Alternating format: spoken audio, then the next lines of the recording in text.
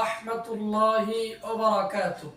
আলহামদুলিল্লাহি রাব্বিল আলামিন ওয়াল আকিবাতু লিল মুত্তাকিন ওয়াসসালাতু ওয়াসসালামু আলা সাইয়্যিদিল আমবিয়াই ওয়াল মুরসালিন।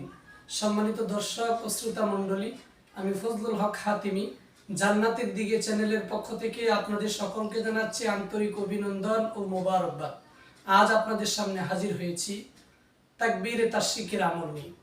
মুসনাদে আহমদের 5446 নম্বর হাদিস, ক্বালা রাসূলুল্লাহ সাল্লাল্লাহু আলাইহি ওয়াসাল্লাম আকসিরু ফীহিন্না মিনাত তাহলিলি ওয়াত তাহমিদি ওয়াত তাকবীর।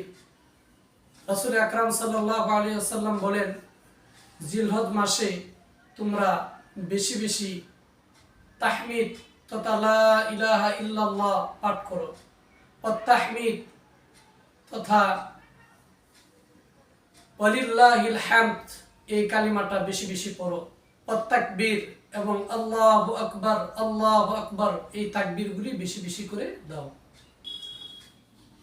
তাকবীরে তাশরিক জিলহজের 1 তারিখ থেকে তাকবীর পড়তে হয়।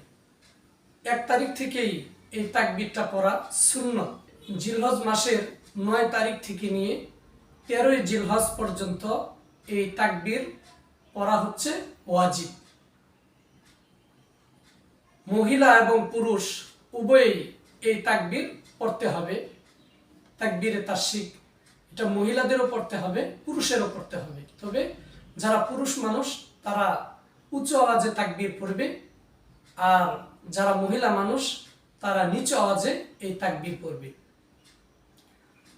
তো এই তাকবীর মোট 5 দিন পড়া ওয়াজিব, 9ই জিলহজ থেকে 13ই জিলহজ পর্যন্ত, অর্থাৎ 9ই জিলহজ ফজর থেকে 13ই জিলহজ আসর পর্যন্ত এই তাকবীরে তাশরিক পড়া ওয়াজিব।